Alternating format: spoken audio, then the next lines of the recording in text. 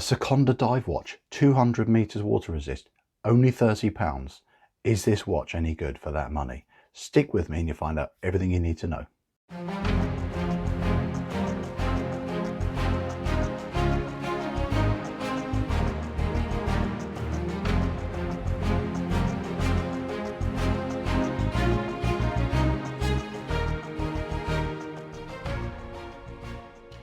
So, stats and specs of this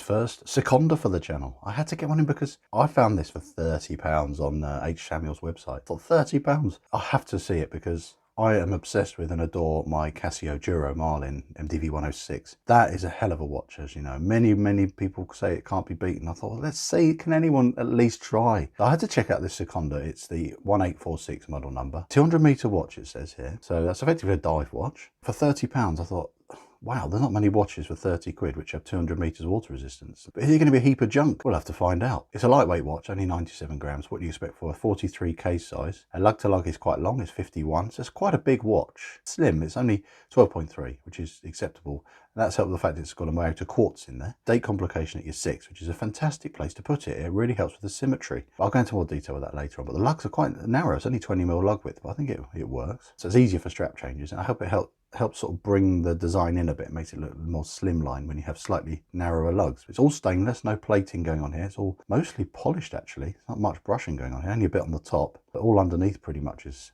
polished. And like I said here, 200 meters resist. But you know what's surprising? This is just a push-pull crown. It's a huge crown, 7mm, but easy to pull out. But at the first pull is to do the date, and then the next one is to do the time. We do have loom, obviously, on the hands and the indices. The loom is actually acceptable. It beats the Casio, which I would say is its budget competitor. It actually wipes the floor with it. But that doesn't say much for the Casio, and it doesn't even say much for this because it's still poor. It's just a shame. But there's no loom pip on here, which is a big downside. I think it has to have a loom pip if it's even going to resemble a dive watch. It does have a 120 click bezel, very light. There's no backplay, but it just sounds very tinny. I'll just put it close to the mic. Listen to this.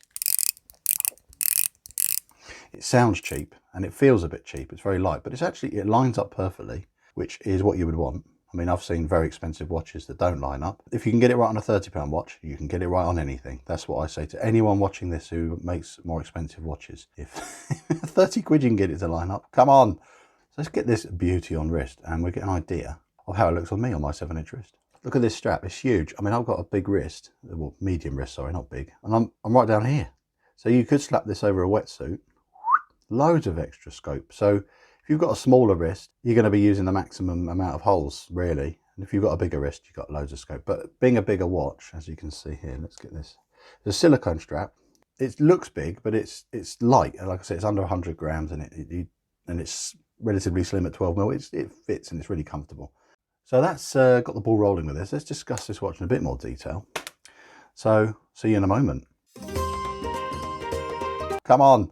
So this Sekonda dive watch, it's £30. That's why I'm looking at this watch. It was 60, even at full price. It's good value for money. I know the spec isn't amazing for your money, but nothing is at this price really. So what are you getting that you can sort of have as this USP? And that is, it says 200 meters. There's not many watches that say 200 meters. Loads of 100-meter watches at this price point. The thing that is a bit confusing is the fact it doesn't have screw-down crown, which I always think is odd for a 200-meter watch. It must have good seals in there. Come on! But the thing I like about this watch the most overall is its design. It's a real looker. Even though it's quite big at 43, because of its relatively low height of 12, it wears really well. It's slim and it's got a lovely big dial, big bold indices, massive. They're huge, and the loom's okay. I mean, it's better than the Casio Duro, which I adore. But the hands as well, massive hands. The big minute hand, which is orange with the orange seconds hand, works beautifully with this black dial. And what's clever as well is they've not gone down the standard route of silver markers going all the way around the bezel insert, which is aluminium. The thing that's clever here, they've gone for gold, so it gives it a slightly more vintage feel to it. The bezel, 120 click, and it lines up. That's a positive. The overall fit and finish is fantastic for the money. It really is. It's beautiful. Polishing and brushing is very neat. There's no sharp edges, no sort of ripply, lumpy bits anywhere. It's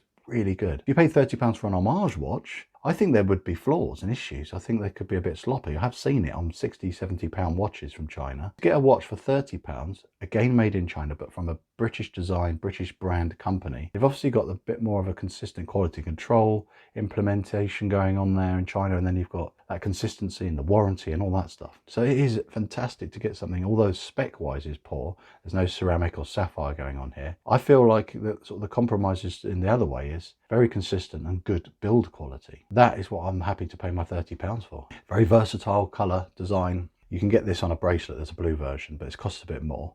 But I like this black one because it looks a bit more toolish, but you can change the strap out easily. The silicone's okay, it's really long. But if you change it to one of the straps I would recommend here from my store, they're so such an easy difference to change the look of the watch. You've got an orange one here, the Tempest, complements the orange hands on the watch face, and then you've got, if you don't want something as bright and colourful as that, you can just go for the Tasty Waffle, a chunky strap. I've gone for the chunky one rather than my Icon, which is a tropic style. I like the symmetry to the design of this watch. Sekonda, 200 meters text, and then the date wheel at the 6 o'clock, which, although ultra tiny and barely legible, it just works. It's all in a line. I like that. 6 o'clock date windows are the best for symmetry, I think. So there's a lot of likes with this watch. I'm getting a good flavour here of positivity with this piece. Come on. I think it helps the fact that I got it for only £30. But there's a few negatives here. Push-pull crown, that's a no-no. Although big and easy to use when you pull it out, it should be screwed down, even at this price.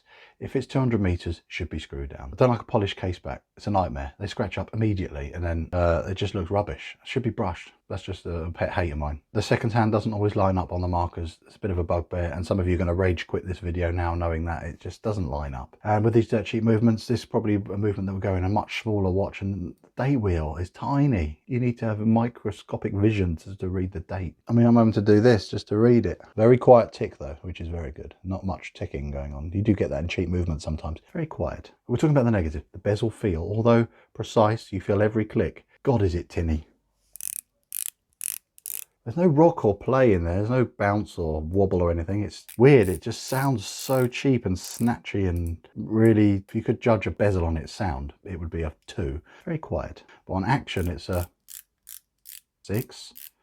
But on actual precision and alignment, it's an 8/9. So it's a weird one. Sounds cheap, but works perfectly. That's what more could you ask for. But a downside is there's no pip on here anyway. No lume pip. I think if it's a dive style watch, it should have a lume pip. Other than these things I've just stated, I'm struggling to find much else to criticise about this watch, because what could you ask more for £30? It's amazing. You could just not worry about this watch. You could wear this on holiday. You could wear it as a work watch. You could just beat the hell out of it, not worry. So would I recommend this watch? Oh God, yeah, £30. You'd be mad not to. So I got this from H. Samuel. Put a link in the description. So if you enjoyed this video and my take on this very affordable watch, give this video a thumbs up if you have enjoyed it. It's nice to read your comments as well. Thanks so much for watching. It's been a joy to share this watch with you. I look forward to seeing you in the next video. Bye for now.